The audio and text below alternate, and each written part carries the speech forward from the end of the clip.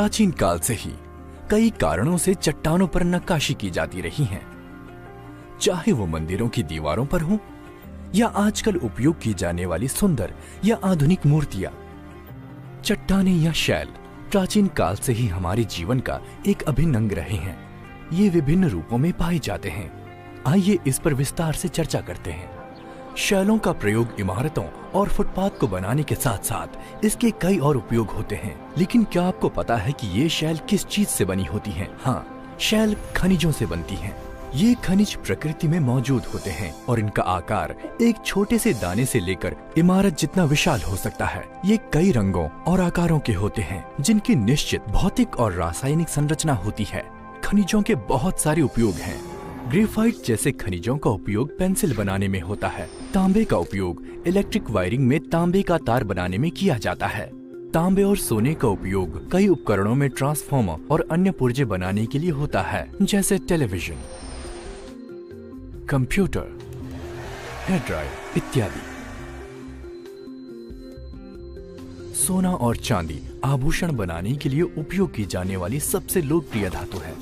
Platinum का उपयोग भी आभूषण बनाने में होता है। कोयले जैसे खनिजों का प्रयोग ऊर्जा संयंत्रों में बिजली उत्पादन करने के लिए होता है। आइए अब शैलों के बारे में और अधिक जानते हैं। शैलों को उनके गठन के आधार पर 3 श्रेणियों में बांटा गया है: आग्नेय शैल, अवसादी शैल और रूपांतरित शैल। आइए प्रत्येक पर एक नजर डालते हैं। आग्नेय शैल। ज्वालामुखी के विस्फोट के दौरान कुछ मैग्मा बाहर निकलता है, जबकि कुछ लावा सतह पर ही बह जाता है। इसके ठंडा हो जाने के बाद बनने वाले शैल आग्नेय शैल कहलाते हैं। आग्नेय शैलों को आगे 2 भागों में बांटा जाता है,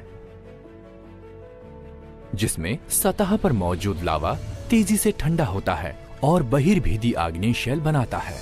कभी कभी पिघलता हुआ मैग्मा पृथ्वी की सतह से बाहर आ जाता है और जमकर ठोस हो जाता है, जिससे बहिर्भेदी आग्नेय शैल बनते हैं।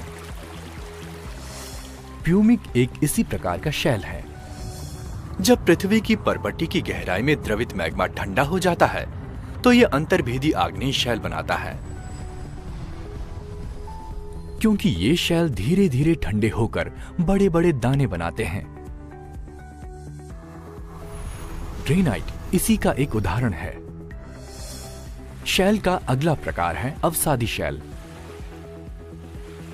ये टूटे हुए शैल या पहाड़ियों के अवसादों के जमा हो जाने के कारण बनते हैं। ये अवसाद बहते हुए पानी की क्रियाओं के कारण बहा कर लाए और जमा कर दिए जाते हैं। ये अवसाद धीरे धीरे संकुचित हो जाते हैं और अवसादी शैल का निर्माण करते हैं। बलुआ पत्थर अवसादी शैल का ही एक उदाहरण है। और हां, पौधों और जीवों के जीवाश्म अक्सर अवसादी शैलों में ही पाए जाते हैं।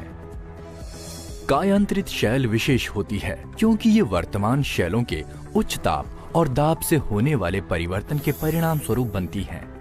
वहीं चिकनी मिट्टी, स्लेट और चूना पत्थर फिर संगमरमर में बदल जाता है।